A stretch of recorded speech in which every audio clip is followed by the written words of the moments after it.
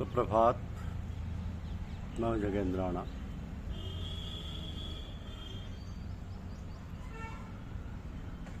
परम संत ठाकुर साहब श्री राम सिंह जी। आज हम इस आध्यात्मिक विषय पर चर्चा करेंगे। परम संत ठाकुर साहब श्री राम सिंह जी।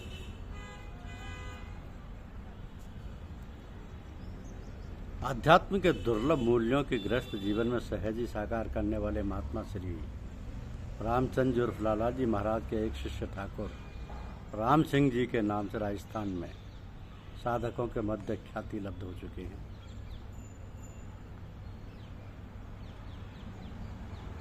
एक बार ठाकुर साहब ने अपने पूज्यपाद गुरुदेव श्रीमान लाला जी महाराज को गुलाब के फूलों का गुलदस्ता भेंट किया था। इससे प्रसन्न होकर लाला जी महाराज ने अपने प्रिय शिष्य को आशीर्वाद दिया कि इसी गुलदस्ते के समान तुम्हारी खुशबू दूर दूर तक साधकों के मध्य फैलकर कल्याण करेगी। दरअसल ये बड़ी अजीब और गरीब चीज़ है जिसकी वास्तविकता को जान लेना चाहिए। जैसे शराबी के पास बैठने से शराबी व जुआरी के पास बैठने से जुआरी बन जाता है, अथवा आग के पास जाने से गर्मी व पानी के पास जाने से ठंडक का आना जरूरी है, वैसे ही प्रभु में प्रेम और परमात्मा में ध्यान लगाने से जीव अपने स्वरूप को छोड़कर साक्षात ब्रह्म बन जाता है। ये शक्ति ईश्वर ने मन को दी है और मनुष्य को अधिकार दिया है कि जो चाहे बन जाए। ईश्वर ने विवेक दिया है और सत्य असत्य के समझने के लिए ईश्वरीय ज्ञान ग्रंथ प्रदान किए, अर्थात वेद पुराण गीता इत्यादि।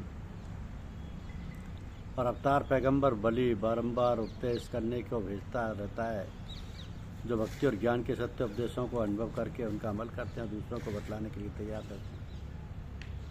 इस पर भी अगर जीव नाचे थे तो अपराध किसका है? गीता में कहा है कि तर्क कर सब मिल्लतें,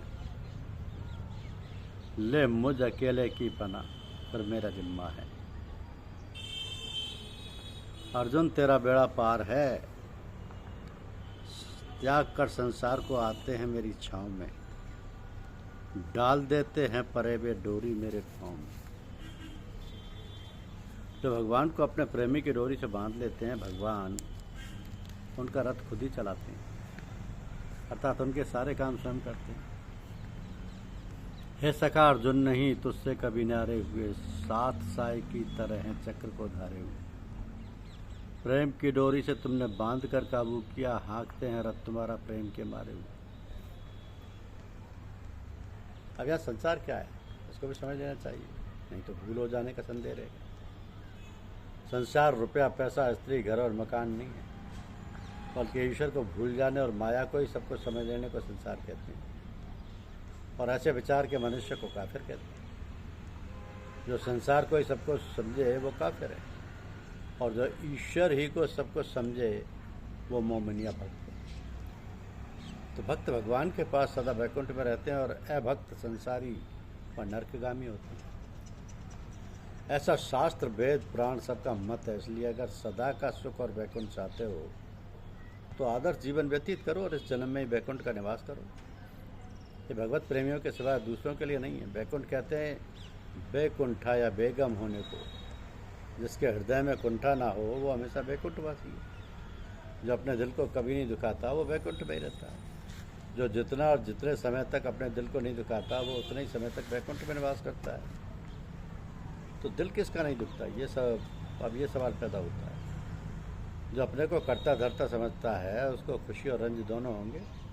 लाजिम है कि उसका दिल दुखे बगैर नहीं रह सकता। उसका दिल दुखने के ताप से छुटकारा मिलना असंभव है, चाहे वह बहुत अच्छे कामकाज करता हो, जैसे खैरात दान पुण्य परोपकार इत्यादि, फिर भी वो नरकगामी जरूर होगा। और उसकी गणना सांसारिक में होगी, क्योंकि वह हर एक काम को करने के पहले फल की आशा बांध लेता है, और जब फल उसकी इच्छा अनुसार पूरा नहीं उतरता तो अवश्य ही दुख होगा।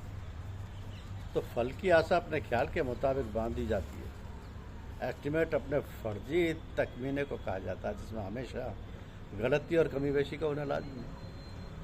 तो तखमीना या एस्टिमेट किसी बहुत बड़े निपुण और अनुभवी का बनाया हुआ है, तो भी इसका ज्यों के त्यों ठीक ठीक उतरना मुश्किल है। फिर बिल्कुल ही अनुभवहीन आदमी के बनाए हुए तकमीनी से ज्यों का त्यों फल प्राप्त होना तो करीब करीब असंभव सा है। ऐसी हालत में दुख अवश्य होना। ऐसे सिद्ध हुआ कि चाहे जितने अच्छे कर्म करें, लेकिन अगर उसने पहले से फल आशा रूपी एस्टिमेट बना लिया तो परिणाम कुंठा यानी दुख अर्थात नरक है। दूसरी तरह के लोग भक्त कहलाते हैं। वो अपने आप को कर्ता धर्ता नहीं मानते, बल्कि ईश्वर को ही कर्ता धर्ता मानते और उसके सेवक या गुलाम या बंदे की हैसियत से काम करते हैं। वो नफल का ना आशा का तकमीना या एस्टिमेट तैयार करते हैं और ना कोई उम्मीद रखते हैं। उनके काम का ढंग गुलाम जैसा होता है। गुलाम के खाने पीने, ऐशो आराम, कपड़े लत्ते का जिम्मेदार मालिक है। अब उससे बेफिक्र है, चाहे उससे कोई काम लिया जाए या ना लिया जाए।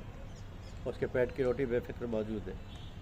उसके सुपुर्द जो काम है उसके लाभ हानि की उसको कोई फिक्र नहीं। लेकिन गुलामी की हैसियत से उसका यह धर्म है कि अपनी बुद्धि और बल के अनुसार मालिक का काम ठीक ठीक धर्मानुसार करे। उसमें हानि लाभ के लिए वो उत्तरदायी नहीं होता और ना उसे किसी खुशी तथा रंज का ही डर होता है। तो उसको तो सिर्फ धर्मानुसार मालिक की इच्छानुसार काम करना है। उसके गलती होने पर मालिक उससे जवाब तलब कर सकता है और अगर वह मालिक की इच्छानुसार काम करता है तो उसको किसी बात का डर नहीं है। अगर गुलाम की समझ में ये भी आ जाए कि हमारा मालिक नहायत भला है, पूर्ण शक्तिमान है और हमारी अच्छाई व उन्नति को सदैव प्रयत्नशील रहता है और हर काम जो हमसे लेता है वह भी हमारी अच्छाई और भलाई के लिए होता है, तो उसे वास्तव में हर समय वैकुंठ प्राप्त है और उसको कुंठा अर्थात दुख छू नहीं सकते। उसे वैकुंठ पसंद है तो अपने आप को इस हालत में लाए और परमानंद प्राप्त करे। गीता में इस दशा को गुणातीत अवस्था कहते हैं। आदर्श व्यक्ति की भी यही हालत होती है। आदर्श व्यक्ति की भी यही हालत होती है। तो अमृत धारा 3 चीज़ों से मिलकर बनी, जो अलहदा रहने पर साधारण वस्तुओं सत, अजवाइन, कपूर और पेपरमेंट। इस प्रकार अमृतानंद प्राप्त करने के लिए भी 3 चीज़ों की जरूरत है: ईश्वर कृपा, गुरु कृपा, निज कृपा। ये 3 चीज़ें मिल जाती हैं तो अमृतानंद बन जाता है। हम ईश्वर कृपा, गुरु कृपा प्राप्त है, लेकिन निज कृपा जो कपूर है उसमें मिलाकर अमृत धारा बना लो। निज कृपा जो कपूर की तरह है वैसे भी उड़ जाएगी, क्योंकि हर शख्स जानता है कि कपूर उड़ जाने वाली चीज़ है। तो आपको अख्तियार है कि आप उसको इसमें मिलाकर अमृत धारा बना लें या ऐसे माया रूपी काली मिर्च के साथ पुड़िया में रहने दें। कितनी भी निगरानी करने पर भी वो कपूर उड़ जाएगी। तो इसका मुख्तसर ये है, मतलब ये है कि मैंपन को ईश्वर व गुरु के अर्पण किए बगैर सच्ची भक्ति हासिल करना, सच्चा प्रेम करना कभी मुमकिन नहीं। अहंकार को पूर्ण रूप से भूल जाने पर मैंपन नष्ट हो जाता है और इसकी जगह तूपन आ जाता है। तो सब प्रकार के द्वंद्व नष्ट हो जाते हैं। इन आँखों से नज़र आने वाला जगत गोया बिल्कुल गायब हो जाता है और आँखों में जो कुछ बाकी रहता है ये मैं नहीं रहता, बल्कि तू ही रह जाता है। जिधर देखिए उधर मैं दिखाई नहीं देता, चारों ओर तू ही तू रहता है। हृदय में भी नहीं रहता मैं, बल्कि तू ही रहता है। जब यह हालत हो जाती है कि बजाय अपने उसको गुरु ही गुरु दिखाई देते हैं, अपनेपन को ढूंढने पर भी पता नहीं चलता, तब साधक को फना यानी फना फिल शेख यानी गुरु में होने की अवस्था प्राप्त होती है। उस वक्त उसको मालूम होता है कि मैं कुछ भी नहीं हूँ, बल्कि हुई नहीं, जो कुछ है सो गुरु ही हैं।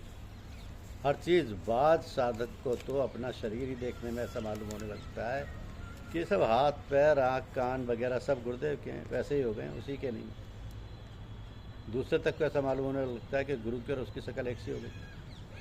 हमारे आमतौर पर साधकों की ऐसी हालत अभ्यास में ही हो जाया करती है, चाहे थोड़ी देर के लिए क्यों ना हो। इसके बाद अंदरूनी ख्यालात में भी ऐसा एहसास होने लगता है कि उसका फनाफिल रसूल या अवतार या आदर्श करते हैं।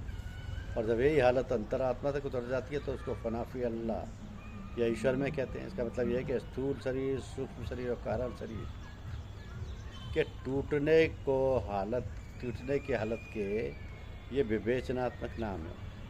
जिस भी तरह का हो, लेकिन लफ्ज़ों के अटक में पड़ना सच्चा हकीम या अभ्यासी का काम नहीं।